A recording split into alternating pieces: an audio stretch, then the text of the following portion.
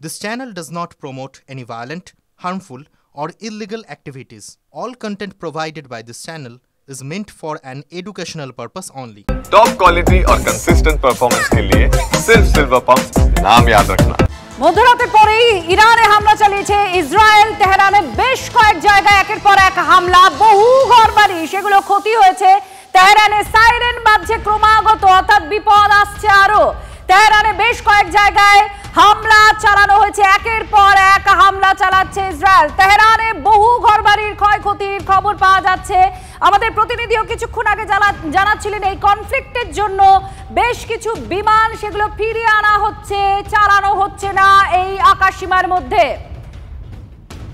সুমন আমাদের প্রতিনিধির সঙ্গে রয়েছেন, আরো জানাচ্ছেন। সুমন, কি আপডেট পাওয়া যাচ্ছে? দেখো, ইরান আর ইসরায়েলের মধ্যে একটা কোল্ড ওয়ার লেগেই ছিল এবং সেই জায়গা থেকে দাঁড়িয়ে ইসরায়েল তাদের যে এয়ার ফোর্স তারা কিন্তু অ্যাটাক করেছে এবং অ্যাটাক করেছে কোথায় না, তেহরান সহ নর্থ ইস্ট ইরানের বিভিন্ন যে পারমাণবিক কেন্দ্রগুলো রয়েছে, যেখানে পরমাণু শক্তি রয়েছে সেই জায়গাগুলোতে। এবং মুহুর্মুহু অ্যাটাক চলেছে, মূলত এয়ার স্ট্রাইক, যার ফার্স্ট ওয়েভের মধ্যেই কিন্তু ইরানের বেশ কিছু জায়গা তা সম্পূর্ণ ধূলিসাৎ হয়ে গিয়েছে। শুধু তাই নয়, ইরানের একাধিক মিলিটারি বেস, তার সঙ্গে সঙ্গে শুরু করে ইরানের যে লিডার তাদের বাড়িগুলোকে টার্গেট করা হয়েছে। এবং তোমাকে বলে রাখি, ইরানের তেহরান ছাড়াও বেশ কিছু জায়গায় যেখানে পারমাণবিক শক্তি ছিল সেই ঘাঁটিগুলোকেই কিন্তু মূলত আক্রমণ করা হয়েছে। এবং ইসরায়েলের তরফ থেকে এই অ্যাটাকের নাম দেওয়া হয়েছে রাইজিং লায়ন, যেটা বলা হচ্ছে যে ইরান, হামাস এবং হিজবুল্লাহ এই জঙ্গি সংগঠনগুলোকে মদত দেয়, এই অভিযোগ করা হয়েছে ইসরায়েলের তরফ থেকে। এবং যেহেতু পরমাণু শক্তিধর ইরান তারা হামলা করতে পারে এই আশঙ্কা ছিল ইসরায়েলের, তাই ডিফেন্সিভ অ্যাটাক এটাকে বলা হচ্ছে, প্রিসাইজ অ্যাটাক বলা হচ্ছে। এবং ইসরায়েল এই অ্যাটাক করার পরে কিন্তু ইরান তাদের এয়ার ডিফেন্স সিস্টেম অ্যাক্টিভ করেছে, ইরানও কিন্তু রিঅ্যাটেলিয়েট করতে পারে। সুমন আমাদের প্রতিনিধি জানাচ্ছিলেন, আমরা বিশেষজ্ঞদেরও পরামর্শ নেব, ঠিক কি পরিস্থিতি সেটাও আমরা জানার চেষ্টা করব। আমাদের সঙ্গে শুভাশিস ব্যানার্জি রয়েছেন, স্ট্র্যাটেজিক এক্সপার্ট, তার সঙ্গে কথা বলে পরিস্থিতিটা একটু যাচাইয়ের চেষ্টা করব। শুভাশিস বাবু, এই আশঙ্কাটা করাই হচ্ছিল যে কখন হামলা চালাবে ইরানের ওপরে ইসরায়েল, সেটাই সত্যি হয়ে গেল। অবভিয়াসলি মানে এটা অনেক দিনের প্ল্যান, এবং ইসরায়েল যেটা বারংবার একটা স্টেটমেন্ট তৈরি করার চেষ্টা করছিল যে no to any terrorism or supporters of terrorism. সেখানে যেভাবে ইসরায়েলের কাছে ডকুমেন্টেড এভিডেন্সেস আছে যে কিভাবে ইরান দিনের পর দিন হামাসকে বা হিজবুল্লাহকে সাপোর্ট করেছে, সেই জন্য ইরানকে অ্যাটাক করার পিছনে গ্রাউন্ড তাদের যথেষ্ট ছিল। তবুও অ্যাজ এ রেসপন্সিবল পাওয়ার যেভাবে ওনারা বারংবার তাদের নিউক্লিয়ার বেসগুলোকে অ্যাটাক করছে, সেটা কিন্তু খুব একটা পৃথিবীর ফিউচারের দিকে দেখতে গেলে খুব একটা ভালো বার্তা দেবে না। এক্স্যাক্টলি, এখানে আপনার কাছে জানার কিছুদিন আগেই আমরা একটা খবরও পড়েছিলাম যে আমেরিকা ইরানকে বলছে যাতে এই নিউক্লিয়ার বিষয় নিয়ে তারা না এগোয়, পারমাণবিক শক্তির পরীক্ষা নিরীক্ষা বা গবেষণা তারা যাতে না এগোয়, কিন্তু ইরান সাফ বলে দিয়েছিল না, তুমি কে কথা বলার আমার বিষয় নিয়ে। আর এটার সঙ্গে আমেরিকার ভূমিকাটা কি রয়েছে আজকের হামলার ক্ষেত্রে? দেখুন, আমেরিকা একটা অদ্ভুত বিচিত্র জীব, যাকে ডিসক্রাইব করতে গেলে বলা হয় যে পাড়ার সেই কাকু যে সবার বাড়ি বাড়ি গিয়ে সবার মঙ্গলের জন্য জ্ঞান দিয়ে আসে, যদিও কেউ কতটা পাত্তা দেয় সেটা পরের কথা। দ্বিতীয় কথা হচ্ছে, America has always tried to create a Congress of power, যারা বারংবার তাদেরকে সাপোর্ট করবে, তাদের হ্যাঁতে হ্যাঁ বলবে, নাতে না বলবে।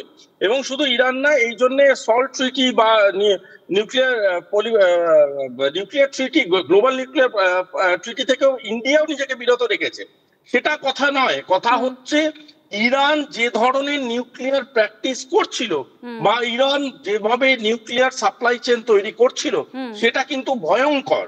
এবং সেই প্র্যাকটিসটা বন্ধ করার জন্য তাদের অর্গানিক ভাবে অ্যাটাক করা যেত, কিন্তু যেহেতু নিউক্লিয়ার বেসে অ্যাটাক করা হলো, এবং আমরা বারবারই জানি পাওয়ার্স লাইক ইরান বিভিন্ন রকম ভাবে রিটালিয়েট করতে পারে, এবং সেই রিটালিয়েশনটায় যদি নিউক্লিয়ার রিটালিয়েশন হয়, সেটা কিন্তু will start a new episode and a new chapter, এবং সেটা কিন্তু ভয়ঙ্কর দিক নিতে পারে। আপনাদের সঙ্গে থাকুন, ভয়ঙ্কর দিক নিতে পারে, এটা একটা জায়গা তৈরি হচ্ছে, কারণ নিউক্লিয়ার বেসে হামলা তার প্রভাব কিভাবে কতদূর পড়তে পারে বা ভারতের ক্ষেত্রেই বা কি কি জায়গা থাকছে এক্ষেত্রে, এই বিষয়গুলো আমরা ধীরে ধীরে জানার চেষ্টা করব। কিন্তু এই মাঝরাতে ইরানের ওপরে যে ইসরায়েল হামলা চালাতে শুরু করেছে, এয়ার স্ট্রাইক শুরু হয়েছে, ঘন ঘন বিস্ফোরণ হচ্ছে রাজধানী তেহরানে। ইসরায়েলের এই অপারেশন তারা নাম দিয়েছে রাইজিং লায়ন। দেশ জুড়ে জরুরি অবস্থা ঘোষণা করে দিয়েছে ইসরায়েল। ইসরায়েলি সেনাবাহিনী ইরানের সামরিক এবং পারমাণবিক কেন্দ্র আপনারা শুনছিলেন সেখানে লক্ষ্য করে ক্রমাগত হামলা চালাচ্ছে। খুব উদ্বেগের জায়গা একটা তৈরি হচ্ছে। আর তার পাশাপাশি ইরানের সুপ্রিম লিডারের হুঙ্কার, কঠোর সাজা পেতে প্রস্তুত থাকুক ইসরায়েল, হুঙ্কার আলী খামেনির। ইসরায়েলের হামলায় বহু কমান্ডার বৈজ্ঞানিক নিহত হয়েছেন জানিয়েছেন খামেনি। এটাই খুব গুরুত্বপূর্ণ একটা বিষয় হয়ে দাঁড়াচ্ছে, কারণ এখানে টার্গেট পারমাণবিক কেন্দ্রগুলো। সেখানে টার্গেটের অন্যতম কারণ কি হতে পারে সেটা নিশ্চয়ই একটা বোঝাও যাচ্ছে যে বারবার ইরানকে এই বিষয় নিয়ে পারমাণবিক প্র্যাকটিস নিয়ে এগোতে বারণ করা হচ্ছিল, যেখানে আমেরিকাও বারণ করছিল, কিন্তু ইরান কারোর কথা না শুনে এগিয়ে যাচ্ছিল। ইসরায়েলের হানায় ভেঙে পড়েছে ইরানের ডিফেন্স সিস্টেম। ইসরায়েলের মিসাইলে ইরানের ডিফেন্স সিস্টেমে বড় সড়ো ক্ষতি হয়েছে। সুভাষিস বাবু আমাদের সঙ্গে রয়েছেন, তার সঙ্গে কথা বলবো। সুভাষিস বাবু, আপনি বারবার যেটা বলছেন যে এটা খুব উদ্বেগের, কারণ পারমাণবিক বিষয় নিয়ে যে সিস্টেম চলছে ইরানে বা তাদের যে প্র্যাকটিস চলছে সেটা নিয়ে আপত্তি ছিল, আমেরিকারও ছিল। আর তার ফল কতটা ভোগ করতে চলেছে ইরান এটা একটু জানার চেষ্টা করব, কারণ এটা শুরু হয়েছে শুধুমাত্র এই অ্যাটাকটা, এবার পারমাণবিক কেন্দ্রগুলোই টার্গেট। শুনুন, পৃথিবীর বহু দেশ আমেরিকার মতামতের এগেনস্টে গিয়েও পারমাণবিক প্র্যাকটিস করে। যেমন ভারতবর্ষ যখন প্রথম নিউক্লিয়ার টেস্ট করেছিল তখন আমেরিকা খুব একটা পারমিট করেনি, অপরন্ত স্যাংশন লাগিয়েছিল। এবং আজকের ডেটে দাঁড়িয়ে সেই জিনিসটা is not a new factor. কিন্তু ইরানের ক্ষেত্রে জিনিসটা অন্যরকম। তার কারণটা হচ্ছে ইরান কিন্তু শুধুমাত্র নিউক্লিয়ার প্র্যাকটিস বা নিউক্লিয়ার এক্সপেরিমেন্টেশনের দিকেই নয়। According to report by Mossad and by CIA, Iran এমন ধরনের নিউক্লিয়ার প্র্যাকটিস করছিল যেটা পরবর্তীকালে বহু নন নিউক্লিয়ার স্টেটকে নিউক্লিয়ার সাপ্লাই চেইন তৈরি করার চেষ্টা করছিল, এবং বহু টেররিস্ট অর্গানাইজেশন নেই যাদের হাতে নিউক্লিয়ার অ্যাক্সেস নেই তাদের হাতে সস্তা দামে নিউক্লিয়ার পৌঁছে দেওয়ার চেষ্টা করছিল ইরান। এই জায়গাটা, এই অ্যালিগেশনটা is very warning, is a big warning. এবং আজকের যে অ্যাটাকটা করলো ইসরায়েল, তাতে আমি নিশ্চিত যে ইরানের কাছে একটা ধাক্কা গেছে, বিরাট ধাক্কা গেছে। কিন্তু ইরান কিন্তু কোনো রেসপন্সিবল পাওয়ার বলে আমার ব্যক্তিগতভাবে মনে হয় না। তাই কারণেই তারা যদি রিটালিয়েট করে, সেই রিটালিয়েশনটা যদি নিউক্লিয়ার ফ্লেভার থাকে, আমি অবাক হব না। This marks the start of a new era, যেখানে একজন অপরজনকে নিউক্লিয়ার রেসপন্স করছে। এটা কিন্তু not just dangerous for Iran or Israel or ওই জোনটা, but it is dangerous for the entire world. এবং সেই জায়গাটায় গিয়েই আমার বারবার কথা যে Israel should have been much more watchful in attacking Iran's nuclear bases, কারণ সেখানে লিকেজের কারণ হতে পারে, কারণ সেখানে বহু রকমের এমন ঘটনা ঘটতে পারে যে ঘটনাগুলোর বিরাট বিরাট আকার ধারণ করতে পারে আগামী কিছু ঘন্টার মধ্যে। আপনার কাছে আসবো, এর এফেক্টটা নিয়েই আসবো, কারণ শুধুমাত্র সেন্টারগুলোতে আঘাত করা নয়, অর্থাৎ নিউক্লিয়ার পাওয়ার সেন্টারগুলোতেই শুধু আঘাত করা নয়, খুব গুরুত্বপূর্ণ হয়ে যাচ্ছে এর এফেক্ট। ইরানের নিউক্লিয়ার সাইটে ইসরায়েল যে হামলা চালিয়েছে, নাতানাজ সহ একাধিক নিউক্লিয়ার সাইটে হামলা চালিয়েছে ইসরায়েল। দেখুন একেবারে টার্গেট এগুলোই। মৃত্যু হয়েছে এক নিউক্লিয়ার বৈজ্ঞানিকেরও, আমরা এই খবর পাচ্ছি। আর এফেক্টটা কি মারাত্মক হতে পারে সেটা বোঝার চেষ্টা করব। সুভাষিস বাবু, আপনি এটাই বলছিলেন যে প্রভাবটা কিন্তু সাংঘাতিক হতে পারে। কি ধরনের প্রভাব পড়তে পারে, একটু কতটা বড় বিপদ হতে পারে? দেখুন, প্রথম যে জিনিসটা আমার এখনই মাথায় আসছে সেটা হচ্ছে একটা রিটালিয়েশন করতে পারে। এবার এই রিটালিয়েশনটা যখনই করতে পারে, সেই রিটালিয়েশনটা কিন্তু সিভিল অ্যাক্টিভিটি জোনের উপরে হতে পারে, যেটাকে সিএজেড বলে, সিএজি বলে, সেটার উপরে হতে পারে। সেইখানে যদি হয়, সাধারণ মানুষের বিরাট আকারে মৃত্যু ঘটতে পারে। কারণ নিউক্লিয়ার ওয়েপনটাকে তৈরি করছে doesn't matter, but nuclear weapon is a science, এমন একটা সায়েন্স যে সায়েন্সটা মাস ডিস্ট্রাকশনের জন্যই ডিজাইন করা হয়েছে।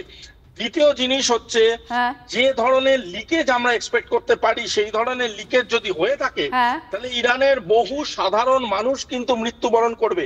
একটা কথা বলে যাবেন না, একটু আমি থামাচ্ছি, কারণ পারমাণবিক কেন্দ্রগুলোতে হামলা চালালে সাধারণ মানুষ ক্ষতিগ্রস্ত হতে পারে, এটা বিজ্ঞানীরাই বলছেন। কিন্তু এই যে আমরা কিছুক্ষণ আগে আপনাদের খবর দিলাম যে একজন বিজ্ঞানীর মৃত্যু হয়েছে, এটা নিয়ে কিছু আপডেট আসছে। আমাদের প্রতিনিধি সুমন আমাদের সঙ্গে আছেন। সুমন, কি খবর পাওয়া যাচ্ছে? ইসরায়েলের এই বিজ্ঞানী নিউক্লিয়ার সায়েন্টিস্টের মৃত্যু হয়েছে বলে খবর পাওয়া যাচ্ছে, কি আপডেট? দেখো, ইন্টারন্যাশনাল অ্যাটমিক এনার্জি এজেন্সি তারা কিন্তু ইরানকে সাবধান করেছিল এবং বলেছিল যে এই ম্যাল প্র্যাকটিসগুলো থেকে তাদেরকে ব্যাহত থাকতে হবে। ইরান কিন্তু সেই কোনো কথা শোনেনি এবং তারপর ইসরায়েল তারা কিন্তু ম্যাসিভ এয়ার স্ট্রাইক করেছে ইরানের তেহরান সহ একাধিক যে পারমাণবিক শক্তি কেন্দ্রগুলো রয়েছে, তার মধ্যে খোন্দাব রয়েছে, তাবরিজ রয়েছে, একাধিক পারমাণবিক কেন্দ্রে হামলা চালানোর ফলে কিন্তু যেটা জানা যাচ্ছে যে পারমাণবিক লিকেজের একটা বিরাট বড় সম্ভাবনা থেকে যাচ্ছে এবং নিউক্লিয়ার সায়েন্টিস্টের মৃত্যুর খবর পাওয়া যাচ্ছে। তার সঙ্গে সঙ্গে ইরানের একাধিক লিডার যারা কিন্তু ডিফেন্সের ক্ষেত্রে গুরুত্বপূর্ণ পদাধিকারী ছিলেন, তাদের বাড়িতেও কিন্তু এই হামলা চলেছে, এই অ্যাটাক চলেছে ইসরায়েলের পক্ষ থেকে, এটাও আমরা জানতে পারছি। এবং সেই জায়গায় দাঁড়িয়ে যেমনটা তোমরা বলছিলে, যেমনটা আমাদের সঙ্গে যে এক্সপার্ট ছিলেন তিনি বলছিলেন যে যদি ইরান পাল্টা দেয় এবং সেটা যদি নিউক দিয়ে দেয়, নিউক্লিয়ার ওপেন ইউজ করে, তাহলে কিন্তু এক মিডল ইস্টে মধ্যপ্রাচ্যে বড় সড়ো একটা হামলা এবং ক্ষয়ক্ষতির আশঙ্কা থেকে যাবে। তার সঙ্গে সঙ্গে যেহেতু পারমাণবিক কেন্দ্রগুলোয় হামলা হয়েছে, সেখানে যে সঞ্চিত পরমাণু অস্ত্র ছিল সেগুলো যদি বেরোয় তাহলে কিন্তু মারাত্মক তেজস্ক্রিয়তা দেখা যাবে গোটা ইরান জুড়ে, যা কিন্তু মানব জাতির পক্ষে একটা চ্যালেঞ্জের জায়গা চলে আসবে। সুমন, তুমি সঙ্গে থাকো। ঠিক এই অংশটা ধরেই আমি সুভাষিস বাবু আপনার কাছে জানতে চাইবো, আপনিও যেখানে শেষ করলেন যে সাধারণ মানুষের উপর প্রবল একটা প্রভাব পড়বে, এই জায়গায় দাঁড়িয়ে একটু জানতে চাইবো ভারতের দিক থেকে কি কি আশঙ্কার জায়গা, কি কি ভারতের উপরে এর প্রভাব পড়তে পারে, একটু যদি আপনি বলেন আমাদের। দেখুন, গ্লোবাল নিউক্লিয়ার ডক্ট্রিন বহু রকমের আছে এবং তাতে নন পলিফারেশন ট্রিটি আছে, সেইটা ছাড়াও যেটা সব থেকে অ্যাক্টিভেটেড ট্রিটি হিসাবে গণ্য করা হয় সেটা হলো সল্ট, সে স্ট্র্যাটেজিক আর্মস লিমিটেশন ট্রিটি। সেই সব ট্রিটির আন্ডারে ব্যালিস্টিক মিসাইলস এবং নিউক্লিয়ার মিসাইলসকে নিয়ে একসময় সোভিয়েত এবং ইউএসএ মিলে এই ট্রিটিটা করতে চেষ্টা করেছিল, কিন্তু সোভিয়েতের অ্যালাইন হিসাবে ইন্ডিয়া কিন্তু এই ট্রিটি থেকে সেদিনও অপটেড আউট। আজকের ডেটে দাঁড়িয়ে রাশিয়া 2023-তে যখন ট্রিটিটা রিডিম হয় তখন রাশিয়া অপটেড আউট আর ইন্ডিয়া কোনোদিনই এই ট্রিটির পার্ট হয়নি। সুতরাং লিমিটেশন যতই সৃষ্টি করার চেষ্টা করে ইউএসএ, বহু দেশ সেই লিমিটেশন মানেনি, যেমন নর্থ কোরিয়া কোনোদিন মানেনি। আমাদের আজকে ভারতবর্ষ অ্যাজ এ রেসপন্সিবল পাওয়ার জানে নিউক্লিয়ার অ্যাক্টিভিটিকে কিভাবে কন্ট্রোল করতে হয়, কিভাবে মানব জাতির হিতে ব্যবহার করতে হয়, নিউক্লিয়ার এক্সপেরিমেন্টেশনকে কিভাবে ব্যবহার করতে হয়। এবং ভারতবর্ষ যতই প্রভোকেশন থাকুক না কেন, কারণ আমরা কিছুদিন আগেই দেখেছি Pakistan had a huge provocation, ভীষণ রকম প্রভোকেট করেছিল ভারতকে কোনো রকম একটা নিউক্লিয়ার এক্সপেরিমেন্টেশন বা নিউক্লিয়ার ফোরফ্রন্টে যেতে। ভারত কিন্তু যায়নি সে কোনো কারণে, কারণ ভারত অ্যাজ এ রেসপন্সিবল পাওয়ার জানে তার রেসপন্সিবিলিটি গুলোকে কিভাবে লক করতে হয়, তার রেসপন্সিবিলিটি গুলোকে কিভাবে দেখাতে হয়। এবং সেই জায়গায় গিয়ে কোথাও আমার মনে হচ্ছে যেহেতু Iran is not a responsible power according to their history, Iran কিন্তু এমন কিছু ঘটনা আগামী 72 ঘন্টার মধ্যে ঘটিয়ে ফেলতে পারে যে আপনি আরো বড় কিছু আশঙ্কা করছেন। আমাদের সঙ্গে থাকুন, আমরা একের পর এক আপডেট আপনাদের দিচ্ছি। ইসরায়েলের হামলায় ইরানের সেনাপ্রধানের মৃত্যু হয়েছে। আইআরজিসি প্রধান হুসেন সালামি মারা গিয়েছেন বলে খবর পাওয়া যাচ্ছে। মৃত্যু হয়েছে এয়ারফোর্সের কমান্ডার আমির আলীর। ইরানের নিউক্লিয়ার বিজ্ঞানীরও মৃত্যু হয়েছে বলে দাবি করা হচ্ছে। ইরানের সেনাপ্রধানের মৃত্যু হয়েছে এই হামলায়। আইআরজিসি প্রধান হুসেন সালামির মৃত্যু হয়েছে বলে খবর। মৃত্যু হয়েছে এয়ারফোর্স কমান্ডার আমির আলীর। ইরানের নিউক্লিয়ার সায়েন্টিস্টেরও মৃত্যু হয়েছে বলে দাবি করা হচ্ছে। সোমনাথ ভট্টাচার্য আমাদের প্রতিনিধি এই মুহূর্তের পরিস্থিতি আরো জানাচ্ছেন। সোমনাথ, একের পর এক আধিকারিকের মৃত্যু, এমনকি নিউক্লিয়ার সায়েন্টিস্টের মৃত্যুর খবর পাওয়া যাচ্ছে, আপডেট কি আছে? দেখো, একেবারে 9 জন ব্যক্তিকে টার্গেট করে এবং 3টি পরমাণু চুল্লিকে টার্গেট করে এই হামলা চালানো হয়েছে। এবং এই মুহূর্তে আমরা যেটা খবর পাচ্ছি, ইরানের যে চিফ ডিফেন্স নিউক্লিয়ার সায়েন্টিস্ট তার মৃত্যু হয়েছে এবং ইরানের যে রেভলিউশনারি গার্ড তিনি এই রেভলিউশনারি গার্ডের যিনি নিউক্লিয়ার কমান্ডের দায়িত্বে ছিলেন তারও মৃত্যু হয়েছে। সব মিলিয়ে এই মুহূর্তে আমরা যেটা খবর পাচ্ছি যে রেভলিউশনারি গার্ডের 5 জন টপ কমান্ডার মৃত্যু হয়েছে এবং 3টি পরমাণু চুল্লিতে, পার্টিকুলারলি একদম যেগুলো স্ট্র্যাটেজিক সেন্টার, সেই পরমাণু চুল্লিতে হামলা হয়েছে।